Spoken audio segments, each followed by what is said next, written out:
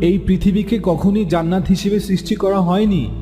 সৃষ্টিকর্তা এই পৃথিবীকে বানিয়েছেন যা আপনাকে তিনি পর্যন্ত পৌঁছে দিবে।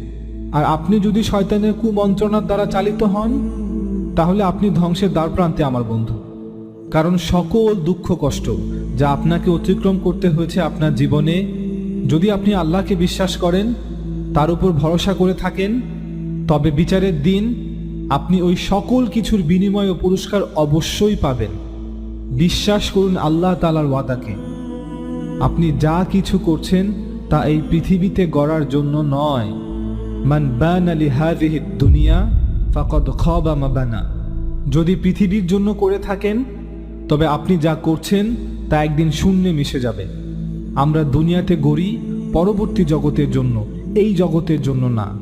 কারণ আমরা হচ্ছি কারিগর পরজগতের, এবং এই পৃথিবীতেই তা করতে হবে।